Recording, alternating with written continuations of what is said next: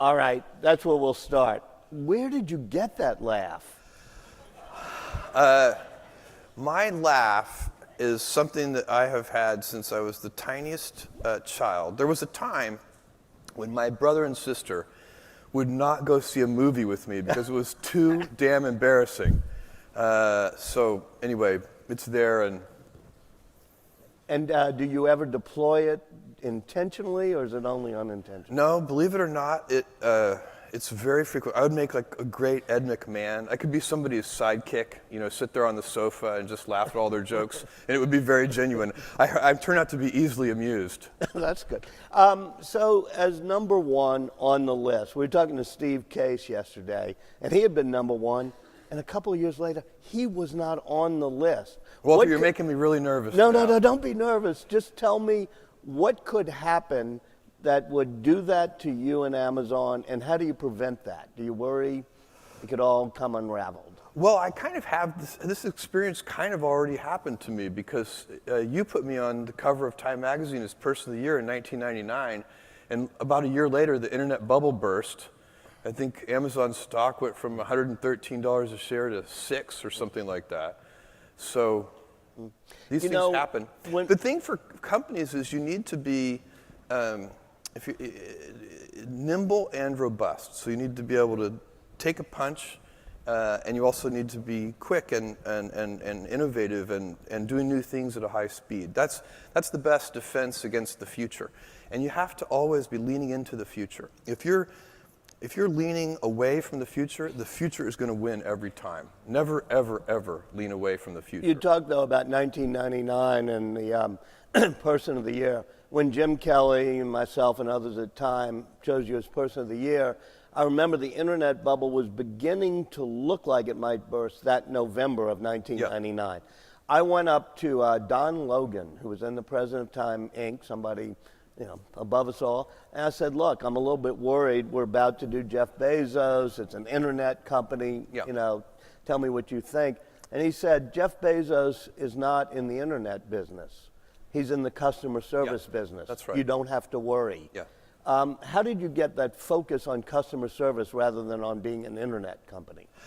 I don't know. I think we have always had, and it's been from the very, very beginning. You can go back and read our 1997 shareholder letter, and the core of the company is customer obsession as opposed to competitor obsession. And that works really well for us. I think that the advantage of being customer focused is that customers are always dissatisfied. They always want more. And so they pull you along. If you're trying to serve them, they pull you along. Whereas if you're competitor obsessed, if you're the leader, you can kind of look around and you see everybody running behind you. Maybe you slow down a little. And customers are always pulling you. So I think if you want to be pioneering, if you want to be inventive, if you want a culture that is experimental, then you want to be customer obsessed rather than competitor obsessed. Now, how does something like Alexa, the Amazon Echo, fit into being customer obsessed? Well, it's definitely about leaning into the future. And so when you look at the kinds of things that you want to be able to do with your voice, it changes for those of you who have used an Echo, the fact that it's always on, that you never have to charge it. It's always sitting there ready in your kitchen or your bedroom or wherever you put it. The fact that you can talk to it in a natural way removes a lot of barriers, a lot of friction, a lot of like little tiny pieces of friction to be able to do things, to ask what the weather is. It's easier than taking your phone out of your pocket. And what people have found over and over again is that by removing the tiniest amounts of friction from ordinary activities, really people appreciate that, and it improves customers' lives. And does it learn? Yeah. No, it's always learning. The brains of Alexa are in the cloud. They're not on that little device. So that's why the device is actually, as a physical device, relatively simple. It's a speaker. It has 7 microphones. It has enough digital signal processing power on board to be able to do beamforming, find your voice, acknowledge the wake word. The wake word is Alexa.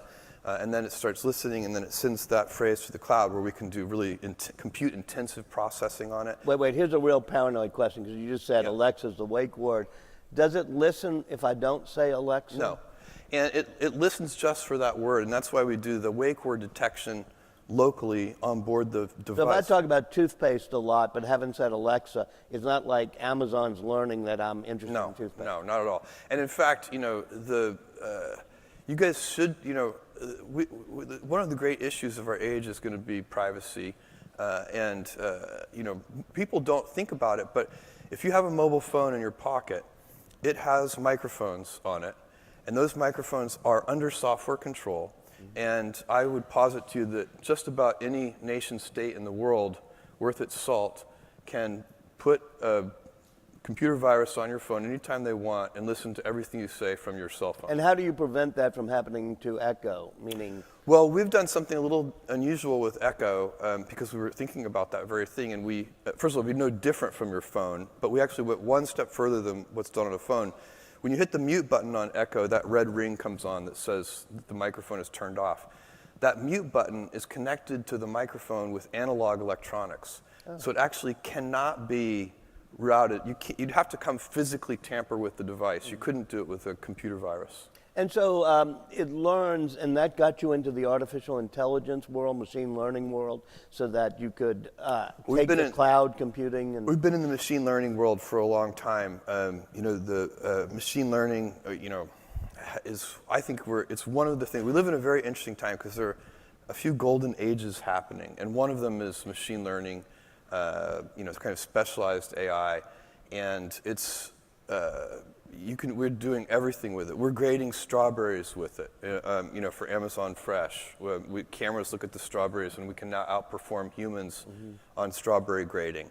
So, like, that's just, I gave you that tiny example to show you that artificial intelligence and machine vision and natural language understanding, these kinds of amazing things that just 10 years ago were science fiction, are going to be very helpful in everywhere. You bought the Washington Post, and at least the myth is you did it almost on a handshake without a whole lot of due diligence. That is not a myth. I did zero due diligence. Oh. I did not negotiate.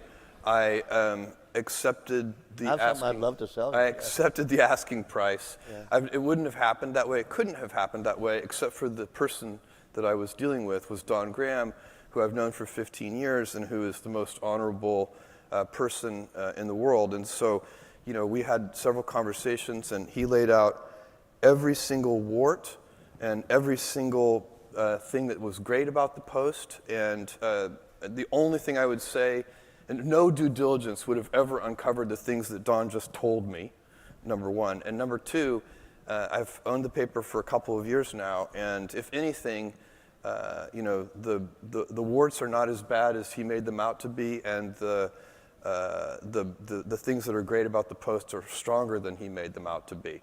So how could I have ever have duplicated that with some kind of due diligence process?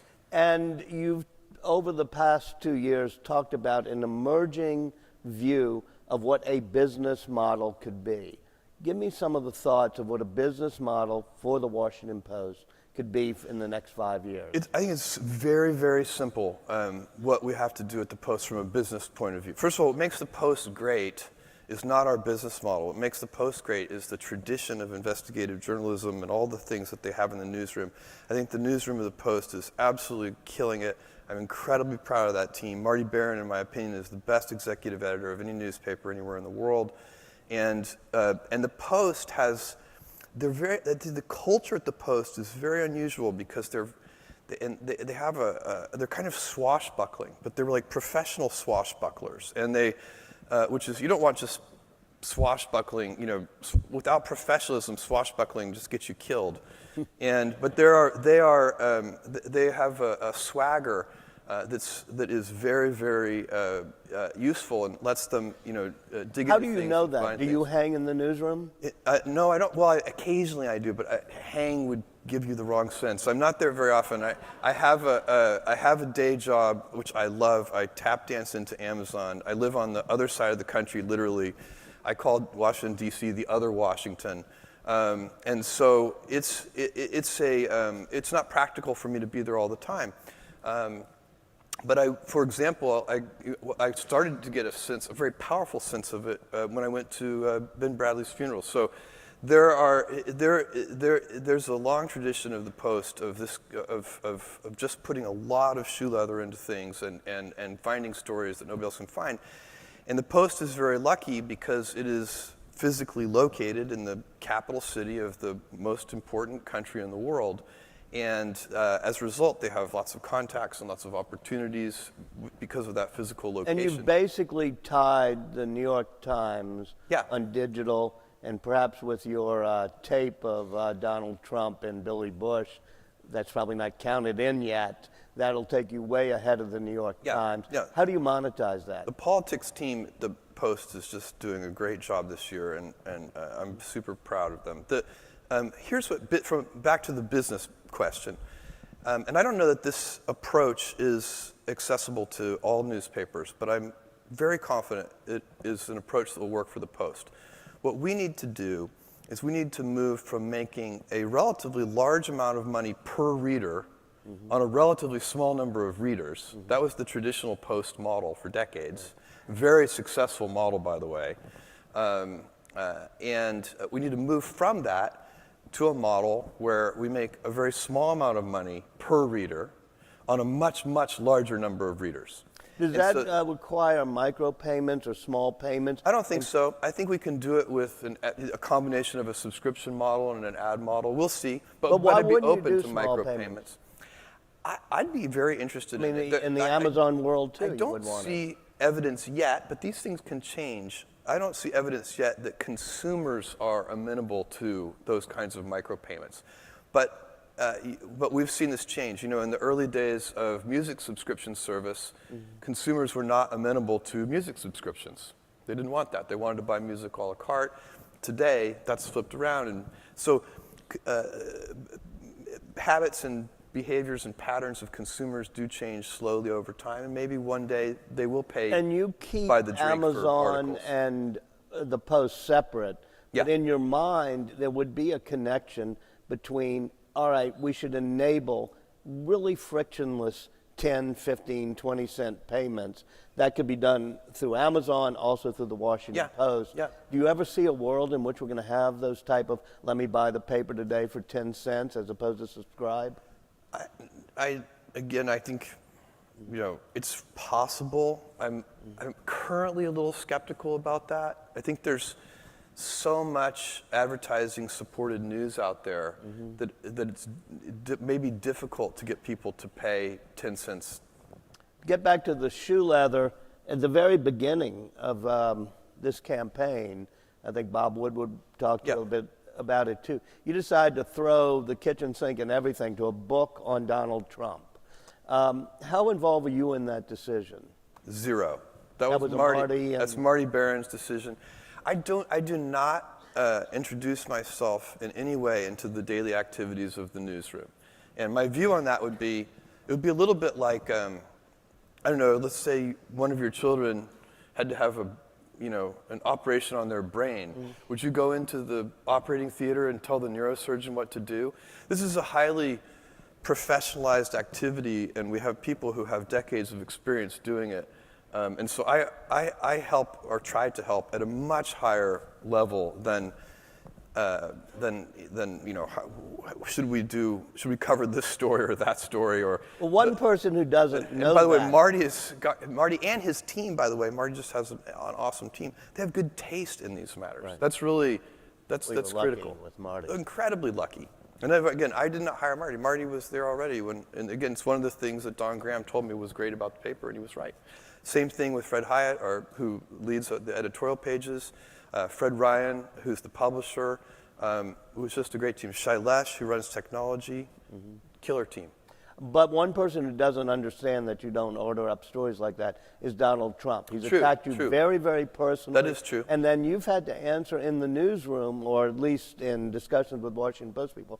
How do you respond to those attacks? And what do you think of Donald Trump for doing it? He's done it a couple of times with me. He's done it with many people. I'm not, I'm not unique. Carlos, I'm not unique by any means. But when he did it the first time, my instinct was to take it very lightly. And in fact, I did take it lightly. I sent a what I thought was a humorous tweet that had hashtag send Donald to space as the final thing in the hashtag. And I have a rocket company, so the capability is there, and that was my initial kind of take on this.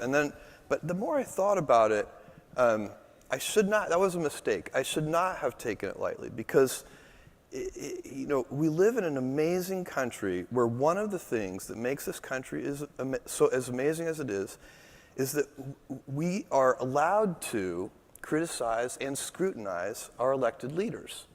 And there are other countries where if you criticize the elected leader, you might go to jail, or worse, you may just disappear. And the appropriate thing for a presidential candidate to do is to say, I am running for the highest office in the most important country in the world. Please scrutinize me. Mm-hmm. Please scrutinize me. And that would, by the way, signal great confidence. It would be a leader thing to do. And that's not what we've seen. And to try and chill the media and sort of threaten retribution, retaliation, which is what he's done in a number of cases for certain people involved in the media, it just isn't appropriate. We have freedom of speech in this country. It's written into the Constitution. But the Constitution, except for our norms and our behaviors, the stories we tell ourselves as a nation about who we are, it's just a piece of paper. There are a bunch of nations that have written constitutions that they don't pay any attention to. People still disappear. And you think that Donald Trump has crossed the line on the norm to be dangerous? He's eroding, on issues like that, he is eroding. I don't know how dangerous it is, because I think the United States is incredibly robust. We're not a new democracy. We're very robust. But it is inappropriate for a presidential candidate to erode that around the edges. They should be trying to burnish it instead of erode it.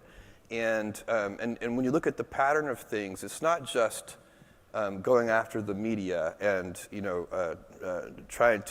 threatening retribution for people who scrutinize him. It is also saying that he may not give a graceful concession speech if he loses the election. That erodes our democracy around the edges. Saying that he might lock up his opponent if he wins erodes our democracy around the edges. These aren't acceptable behaviors, in my opinion. Well, thank you. And by the way, before we move on, I want to thank you in terms of the Washington Post, which has really hit it out of the park this year when it comes to political coverage. Thank you. Even if Marty deserves the credit, he does. I'm going to applaud you. He does. I will accept that compliment on behalf of the amazing team. I think we applauded Marty yesterday on this stage. Well earned. I'm glad you did. Going back to artificial intelligence, suppose I had Alexa and Siri sitting right here. Which one? What's the difference between the way they learn, the algorithms they use? Well, I don't know a lot about the internal operations of Siri, so it's hard for me to answer that. Alexa uses a technique called deep learning that a lot of the new machine learning systems are using deep learning at least as one element of what they're doing.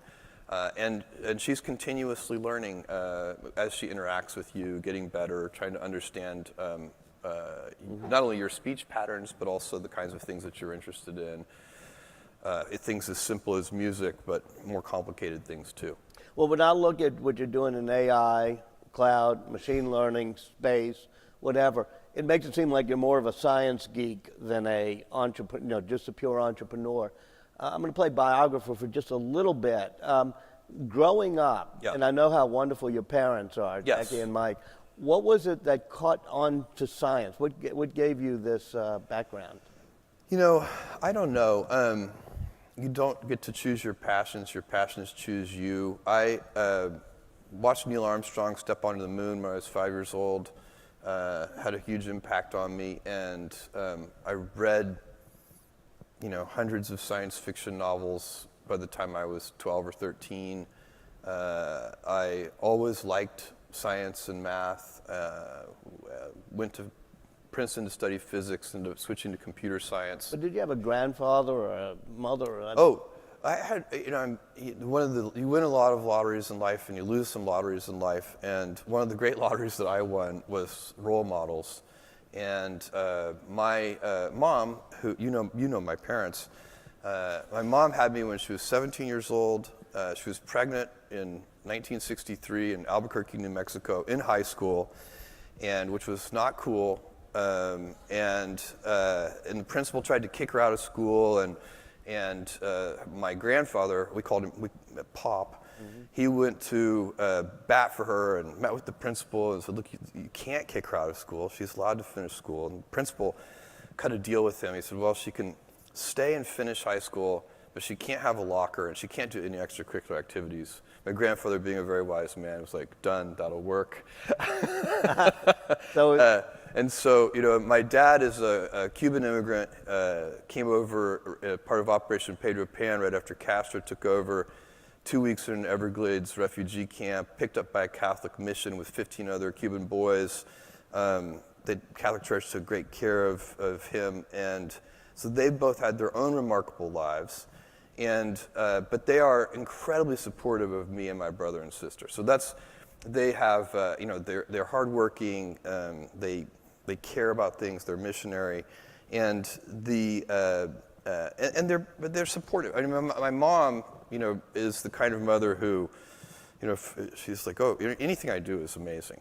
It's like, "Look, he made scrambled eggs," and they're not dry, that kind of thing, but that's a great, to grow up in an environment like that is a gigantic lottery. I spent all of my summers from maybe age 4 to 16 on my grandfather's ranch in South Texas, and learning all kinds of things that you can only learn in a rural environment. Rural people can be so self-resourceful. They, you don't necessarily, call a vet or, call somebody to fix the air conditioning when it breaks. You figure out how to fix it yourself, all of those things. And so it was really a great experience for me. I think my grandfather took me all those summers to give my mom a break because she was so young. But for me, it was just fabulous. We used to watch Days of Our Lives together. In the hottest, my grandmother had died, and my grandfather had always watched Days of Our Lives with my grandmother, and he remained addicted to it. And so during the hottest part of the day, it came on at like 1 o'clock in the afternoon, and we would go back to the ranch house and watch Days of Our Lives, like sands through an hourglass. So are the days of our lives. Amazing. You developed a love of space. Yeah. And even in West Texas now, not probably too far from that ranch, you've been quite successful in the past month or so. Yes. Shooting up things. Why? Why space? Why is it working? Why are we doing this? First, it's important, I think, and I can tell you why. But what I want to achieve with Blue Origin is to build the heavy lifting infrastructure that allows for the kind of dynamic entrepreneurial explosion of thousands of companies in space that I have witnessed over the last 21 years on the internet. So when I think about the founding of Amazon.com, it only could work, so it take you back to 1995, July 1995, we open our doors. And this is a 10-person company. I'm driving the packages to the post office myself. And we were sitting on a bunch of heavy lifting infrastructure. Otherwise, a tiny company could never have started Amazon.com. You couldn't do it. For example, there was already a gigantic logistics network called the U.S. Postal Service and UPS and FedEx. That would have been tens of billions, actually hundreds of billions of dollars of capital that you would have had to have laid out if you had to build a logistics network. We didn't have to do that. It existed. That heavy lifting was already done. The internet itself was sitting on top of, at that time, the long-distance phone network. Again, tens of billions, hundreds of billions of dollars of capital put in place for long-distance phone calls, but repurposed for the internet. Payment system. There was already a payment system. We didn't have to do that. It was called the credit card, and it had been initially put in place for travelers, and so on and so on. And you can go through. And what we were able to do is take all of that heavy lifting infrastructure and kind of reassemble it in a new way and do something new and inventive with it. And that's one lens through which you can view the founding of Amazon.com. In space today, that is impossible. On the internet today, you know, 2 kids in their dorm room can reinvent an industry. That's how it could, because the heavy lifting infrastructure is in place for that. Today, 2 kids in their dorm room can't do anything interesting in space. You know, you could build a CubeSat. There's not that much interesting about CubeSats. And that may change, but right now, there's just, there are certain laws of physics and certain things you need size for, and things need to be big. We need to be able to put big things in space at low cost.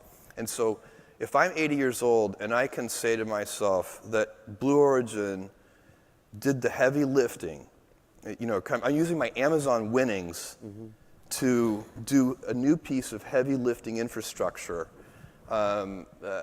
which is low cost access to space. Vehicles have to be reusable. You can't throw them away. Throw away space vehicles every time, you're never going to lower the cost.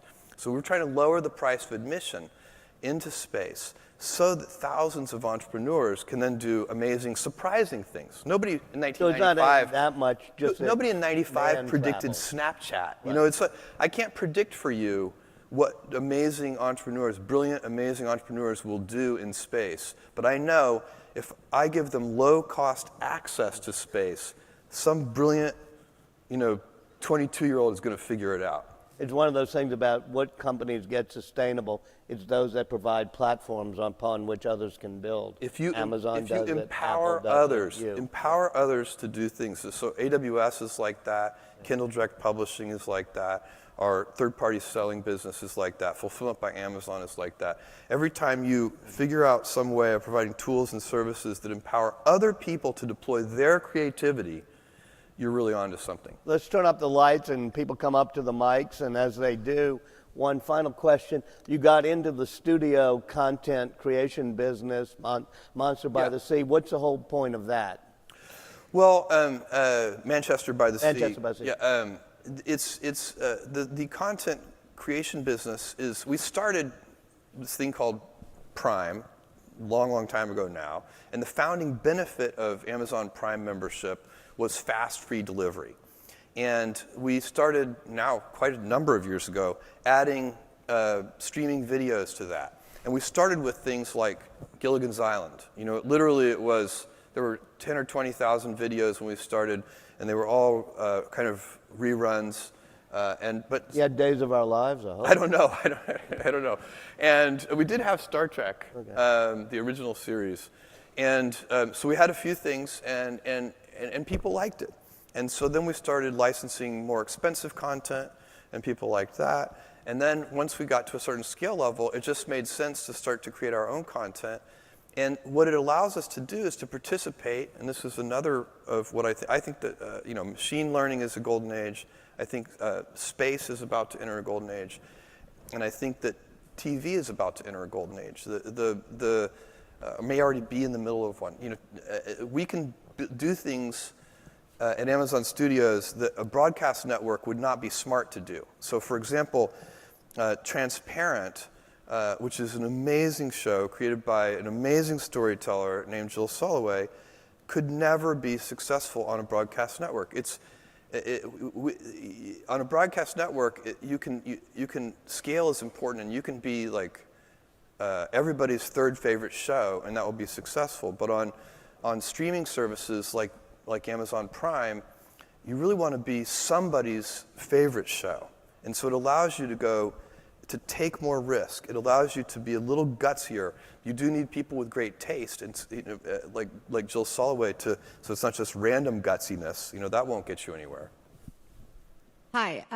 So I recently joined the board of a large CPG company, and what's been interesting for me to watch is how they talk not about their e-commerce strategy, but their Amazon strategy. And that's primarily, though, a commentary about their North American business. When you get outside of North America, the conversation changes. And so can you be as customer focused as you talk about being in a market like China or in India where you're not number one? And how do you think about competition in a different frame than how you get to be customer obsessed in the U.S. And can you compare yourself to Alibaba? Do you do the same things? No, we're very, very different. Kind of just the way we do business. Alibaba is they kind of connect people. It's more of an advertising business. We are. Can we be? Let's take China and India very separately. So we are winning in India very, very well. We have an amazing leader there, a guy named Amit, who has been at Amazon for 15 years, and here in the U.S. And he moved back to India 4 or 5 years ago to start Amazon India, and that team is doing well. They have passed Flipkart. They are the leader in India now. So that is similar to Japan, Germany, the UK, France. Those countries are very. In China, the leader is JD, and we are totally adapting our strategy in China. We cannot run our normal playbook in China. It has to be specialized and different. So we're doing that. Yes. Hey, Matthew and Lynn with TechCrunch. So Peter Thiel, a very high-profile and well-known technology investor, is reportedly going to donate more than $1 million to the Donald Trump campaign. Can you lean a little closer Sorry. to the mic? Yeah. Matthew and Lynn with TechCrunch. Yeah. So Peter Thiel, a very high-profile and well-known technology investor, is reportedly donating more than $1 million to the Trump campaign. What is your stance in this? And also, if you were in Mark Zuckerberg's position, what would you do? Well, look, Peter Thiel is a contrarian. First and foremost, he is a contrarian. And you just have to remember that contrarians are usually wrong. Conventional wisdom is usually right. Now, you get big wins. Contrarians can get big wins because when a contrarian is right, that's usually a gigantic win. So I'm not against contrarians. And Amazon's most important bets have been very counterintuitive, and people have thought they were, we were very contrarian. Something like Amazon Web Services, it's been in the market for 7 years now. We worked on it for 3 years behind closed doors before we launched it, so it's more than 10 years old for us. But when we started doing it, all the incumbents thought we were just crazy. And so I'm not against being a contrarian, but you just have to remember, when you're being a contrarian, you're probably going to be wrong. And as for, are you asking me, like, if he were on the Amazon board, would I ask him to leave or something like that? Is that the question? Yes. I would not. My view is, even though I would have a dramatically different opinion, I think that down that path of tying everything to everything lies madness. You cannot say, we don't want to live in a country where you can't associate with people who have wildly different political opinions from yourself. I want to live in a country where I can totally disagree with somebody's politics and still work side by side with them. And so I think it would be wrong to, we need more of our leaders. As I've watched this election cycle, I have seen too many of the people in there counseling anger. Yeah. You should never counsel anger. It's okay to say to people, to your constituents, I know that you're angry, but anger doesn't take you anywhere. And so it's way too divisive to say, if you have this political opinion, you can't sit on my board.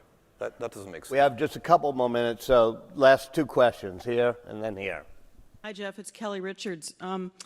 Question about your early days when you were first getting Amazon going. I heard recently that you talked to 60 people or something crazy, turned you down before you got that first million or something. I found that astounding. It was a different era. All the investors asked, what's the internet?